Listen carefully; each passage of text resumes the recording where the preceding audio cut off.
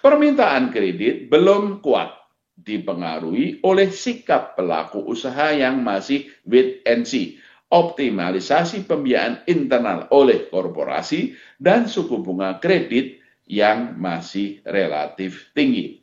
Pertumbuhan kredit perbankan perlu terus ditingkatkan untuk mendukung pertumbuhan ekonomi. Kredit perbankan pada September 2025 masih tercatat 7,7% year on year, meskipun sedikit meningkat dari 7,56% year on year pada Agustus 2025. Permintaan kredit belum kuat, dipengaruhi oleh sikap pelaku usaha yang masih wait and see, optimalisasi pembiayaan internal oleh korporasi, dan suku bunga kredit yang masih relatif tinggi. Perkembangan ini tercermin dari fasilitas pinjaman yang belum dicairkan atau sering disebut undisbursed loan pada September 2025 yang masih cukup besar, yaitu mencapai 2.374,8 triliun rupiah, 2.374,8 triliun rupiah atau 22,54% dari plafon kredit yang tersedia, terutama pada segmen korporasi dengan kontribusi utama dari sektor perdagangan, industri, dan pertambangan, serta dengan jenis kredit modal kerja.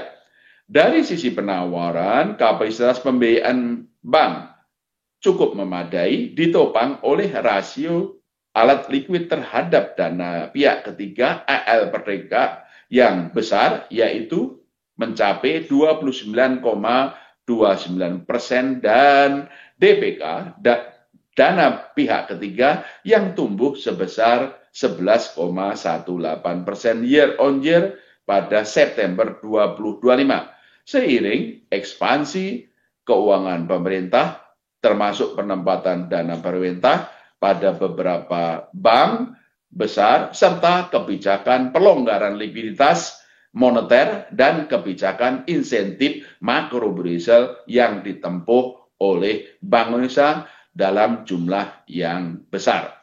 Minat penyaluran kredit perbankan pada umumnya cukup baik, sebagaimana tercermin pada persyaratan pemberian kredit lending requirement yang cukup longgar, kecuali pada segmen kredit konsumsi dan UMKM yang seiring dengan sikap kehati-hatian bank di tengah risiko kredit pada kedua segmen tersebut. Pertumbuhan kredit modal kerja dan kredit konsumsi melambat menjadi masing-masing sebesar 3,37% year on year dan 7,42% year on year. Sementara itu, pertumbuhan kredit investasi meningkat cukup tinggi, yaitu mencapai 15,18% year on year. Kredit UMKM dan pembiayaan syariah tumbuh melambat menjadi masing-masing sebesar 0,23% dan 7,55% year on year.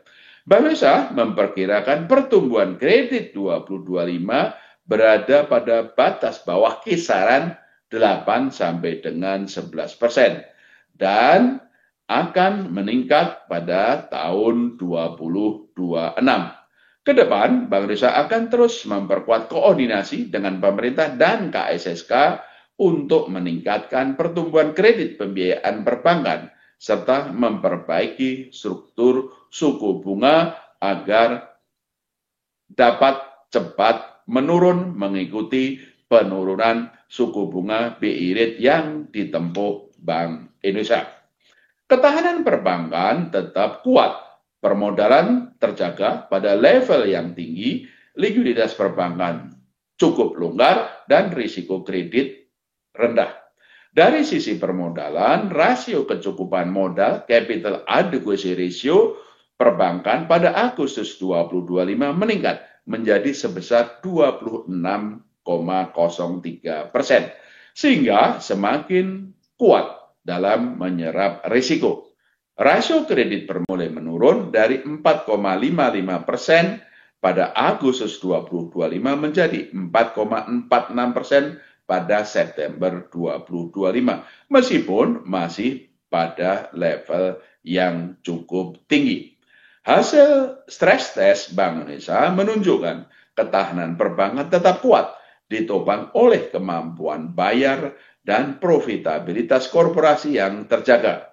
Ke depan, Bank Indonesia terus memperkuat sinergi kebijakan bersama KSSK dalam memitigasi berbagai risiko ekonomi global dan domestik yang berpotensi mengganggu stabilitas sistem keuangan.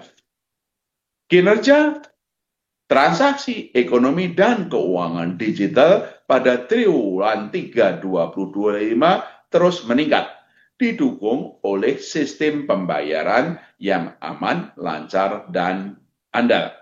Volume transaksi pembayaran digital mencapai 12,99 miliar transaksi atau tumbuh 38,08% year on year pada triwulan 3 2025, didukung oleh perluasan akseptasi dan kanal pembayaran digital. Volume transaksi aplikasi mobile dan internet masing-masing tumbuh sebesar 13,11% dan 17,80% year on year, termasuk transaksi kris yang tumbuh tinggi, yaitu 147,65% year on year. Kinerja positif tersebut didukung oleh peningkatan jumlah pengguna dan merchant kris.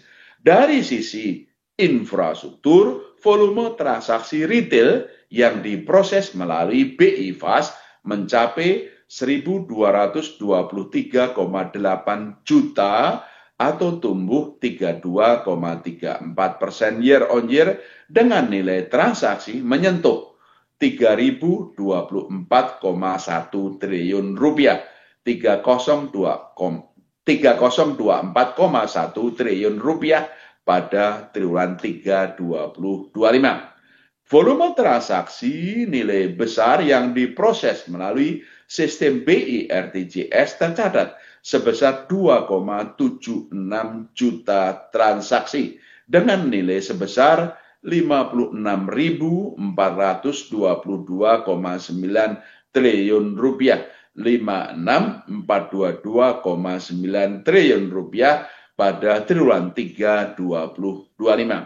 Sementara dari sisi pengelolaan uang rupiah, uang kartal yang diedarkan tumbuh 13,49% year on year menjadi 1.200,05 triliun rupiah pada triwulan 3 2025. Stabilitas sistem pembayaran tetap terjaga, ditopang oleh infrastruktur yang stabil dan struktur industri yang sehat. Infrastruktur yang stabil tercermin pada penyelenggaraan sistem pembayaran Bank Indonesia (SPBI) dan sistem pembayaran industri yang lancar dan andal, serta kecukupan pasokan uang dalam jumlah dan kualitas yang memadai pada triwulan 3 2025. Struktur industri yang sehat tergambar pada interkoneksi antar pelaku dalam sistem pembayaran yang terus menguat dan diikuti oleh ekosistem ekonomi keuangan digital yang meluas. Perluasan adopsi standar nasional Open API pembayaran (SNAP) mendukung penguatan interkoneksi tercermin dari transaksi pembayaran berbasis SNAP yang terus meningkat. Kedepan, Bank Indonesia akan terus memastikan keamanan dan keandalan infrastruktur SPBI, baik retail maupun wholesale, serta infrastruktur sistem pembayaran industri. Selain itu, struktur industri sistem pembayaran akan terus diperkuat dengan fokus pada aspek manajemen risiko operasional dan infrastruktur teknologi pelaku industri dan ekosistem ekonomi keuangan digital.